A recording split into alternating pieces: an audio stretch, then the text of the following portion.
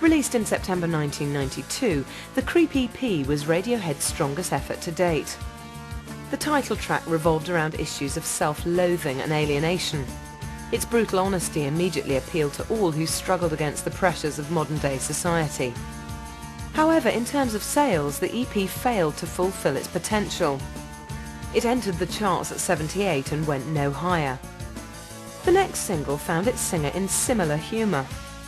Anyone Can Play Guitar attacked the cliché of rock stardom and seemingly undermined any happiness the band might be feeling towards their current progress.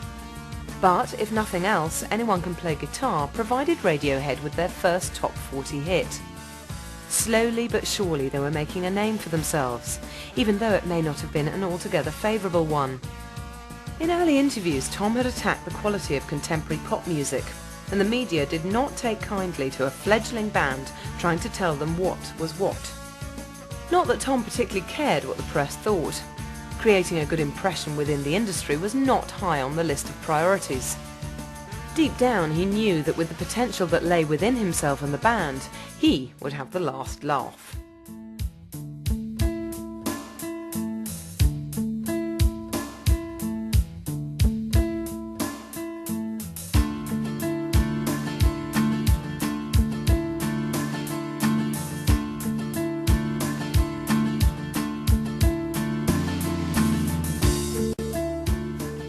We'd even have people turning up at our live shows when we were touring Creep, and they'd leave after Creep, like 5-10 people every night, and so we'd get some of the crew to stop them and ask them, why are you going? I mean, do you hate the rest of the songs or something?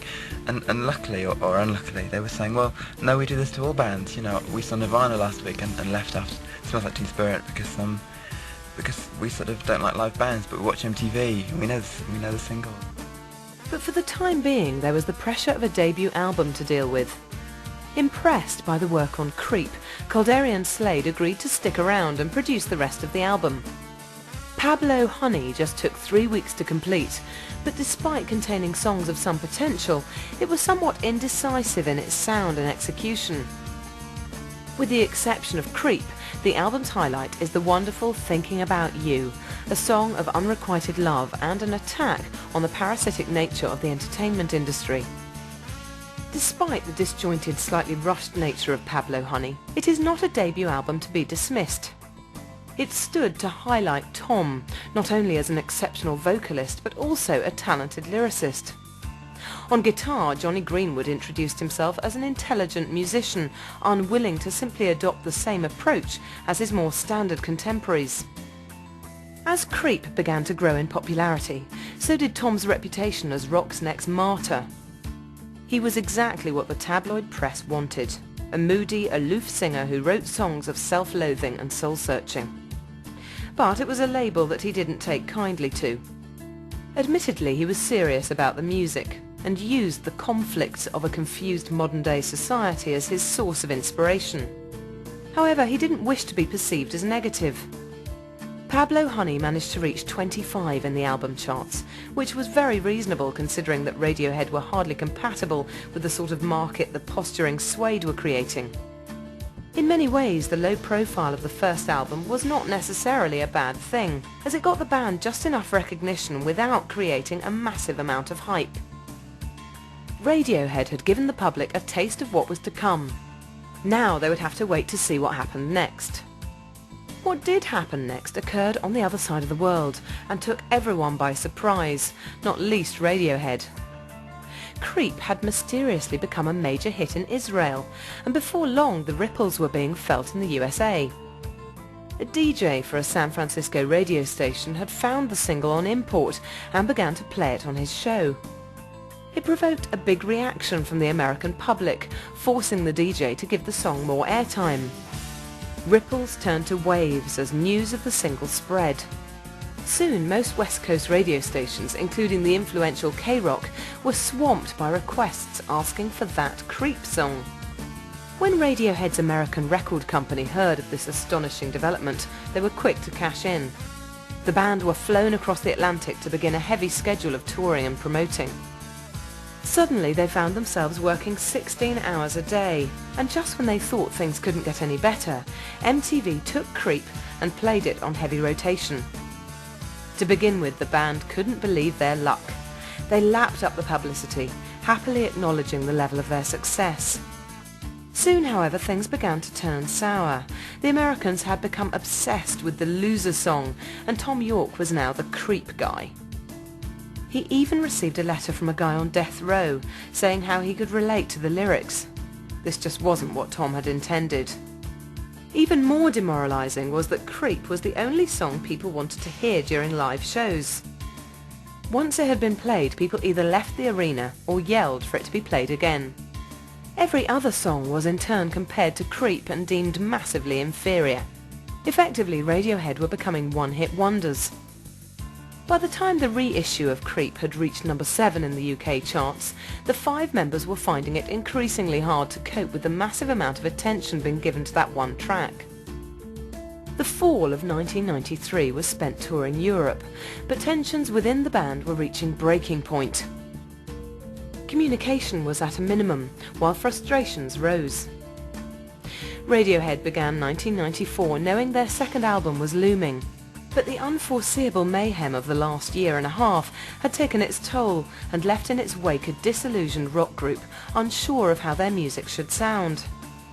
However, one thing they now had was money, and with this Thom had bought a converted barn in Oxfordshire.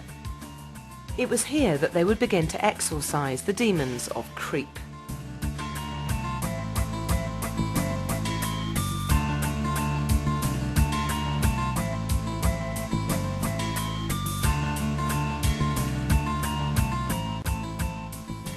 A track like Fake Plastic Trees, Thom basically, it was a new way of working for us.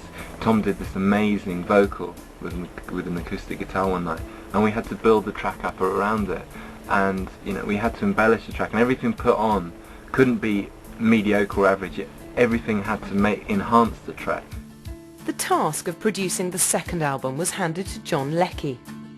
Throughout his illustrious career, Leckie had worked with Simple Minds and The Verve, as well as engineering on various Pink Floyd albums during the peak of their career. When he heard that his next assignment was the new Radiohead LP, he listened to Pablo Honey and was not overly impressed. He was far more encouraged, however, when he heard the demo of the new material and sought to meet up immediately with the group at Rack Studios in London. The record was due to be finished by the autumn of 1994, but Radiohead realised that they really didn't like any of their new material. The record company was demanding a strong follow-up to Creep, and in order to satisfy, early versions of the Bends, Killer Cars and Sulk were recorded, but everyone knew they just weren't up to scratch. Tensions increased when the record company visited Rack to check on their progress. All the band really had to show for their efforts so far were some good drum sounds and a few interesting vocal lines. Things weren't looking good. Over in the US, Capitol had announced that they weren't committing to the second album until they'd heard some decent new songs. Even Hufford and Bryce didn't think Radiohead were going to pull through their artistic crisis, and duly signed a management contract with another Oxford band, Supergrass, to avoid any losses. Communications within the group had now hit an all-time low. The pressure of recording the next Creep was now not only too intense, but also not in keeping with their artistic ambitions. Work on the album had commenced in late February, and by late April they were no further forward. Something told Leckie that he would have to take positive action, and quickly. With this in mind, he ordered everyone but Thom out of the studio for a few days. With just Thom and an acoustic guitar, he could hear all the potential tracks in their most rudimentary form and work from there. This was exactly the intervention the situation required. Thom relished this new freedom, and to ease matters further, Parlophone lifted the autumn deadline. Now there was a light at the end of the tunnel. Although the release date of the album had been postponed, the promotional tour remained very much a fixture. So once again Radiohead found themselves jetting off to all corners of the globe, this time to play eager audiences their new material. It was hoped that the time on the road would help the band gel once again, and sure enough, by the time the tour climaxed, their live show was better than ever. The cracks that had emerged over the past few years had not been fully papered over, but the signs of a revival were there. When recording recommenced, it was in their